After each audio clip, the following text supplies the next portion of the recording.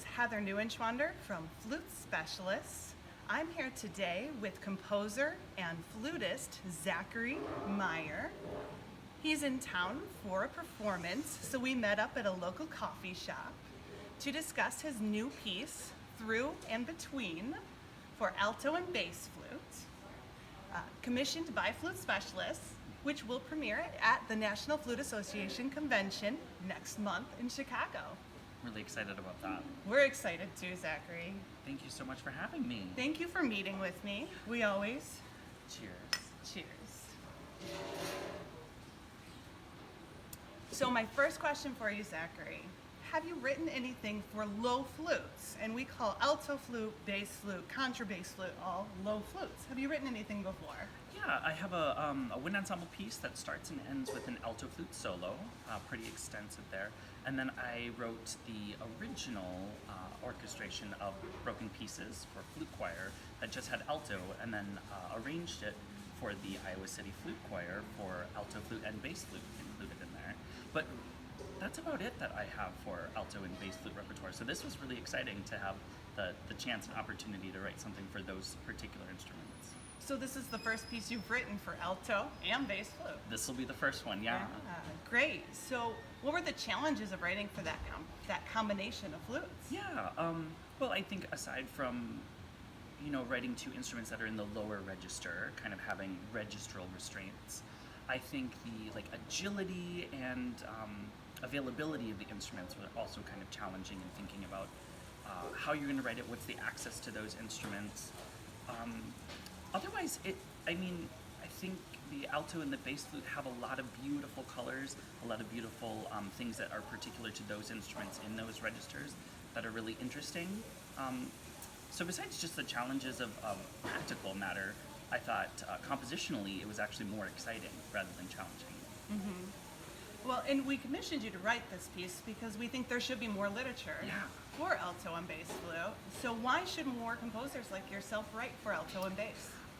Aside from being absolutely in love with the alto flute and the bass flute and how beautiful they sound together, and being able to work with amazing performers, especially good colleagues and friends, I think the alto flute and bass flute are more accessible now. I think a lot more people have access to those, and it's just really waiting for good repertoire to happen to them. So I hope more composers really take advantage of the opportunity. Mm-hmm. So tell us about Through and Between. So Through and Between is for alto flute and bass flute, as we've talked about. It is a piece that I actually took from my sketchbook. I have a small sketchbook of little ideas that I come up with but don't really know where to place them. So I've actually created a couple of different pieces as going through this and just finding these little nuggets of compositional ideas. And the beginning 4 bars was this, the beginning of a piece that I was gonna write. It didn't happen, and came back to it and I was like, God, this is really perfect for alto flute and bass flute. And I think it's interesting. It's got like a nice vibe to it at the beginning, gets into a really interesting rhythmic idea, moving into something more melodic, into the B section, if you will, and then kind of returning back to that a little bit more taken apart, exciting finish toward the end. A nice little 2-minute piece that can fit on any kind of concert or within a set of repertoire. So yeah, I think it's got a really interesting vibe to it that I'm really excited to hear actually live, which would be good. Well, we're excited to play it. Yeah. I'll be playing alto flute, and I can't wait to play it. It's going to be great. Yeah. You're going to sound great. So the title, Through and Between, is there more that you want to say about that? Yeah, so Through and Between is kind of thinking about this idea of that 4 bars and what are things that I can take apart? What are things that actually exist through and in between each of those ideas? So as you'll hear within those first 4 bars, it'll start with a groove, and then all of a sudden I start injecting other ideas, these triplet ideas, these wispy flourishes that go and add and articulate different aspects, changing where the rhythmic meter lies and everything. So really thinking about how I can take apart these ideas through and between and kind of reconnect everything. That's fun. Yeah. Why should people come to NFA and hear this premiere? Well, like NFA needs any more reason to go besides just being surrounded by a bunch of really amazing people, I think coming and hearing the premiere, you're going to really get the experience to see these large instruments being played so beautifully, so virtuosically, On top of being able to be involved, you can even purchase the piece right after.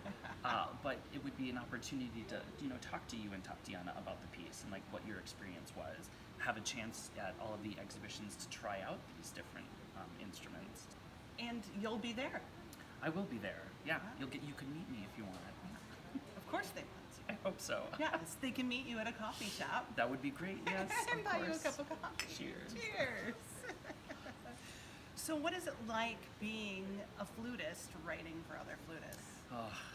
It's a good question. I think as any composer who is an instrumentalist or a vocalist, I think it's sometimes tricky to write for the instrument that you know so well and so dear to your heart. There's a little bit of the pressure, thinking that as a flutist you should be rather good at writing music for your own instrument. And I, for a while, had felt that was really intimidating and not as creatively lucrative for a lot of the things. And now that I'm starting to get more friends that are more interested in flute repertoire, it takes a little bit of that off of my shoulders and more reconnecting with the flute community in a really positive way. Do you have any other projects coming up you want to plug? Tell us about. I have alto saxophone concerto that's going to be orchestrated for Sinfonietta, which then I'll fully orchestrate for orchestra, and then I'm going to do a wind ensemble version of it. And then I have another project for flute and trombone that I'm currently finishing up right now.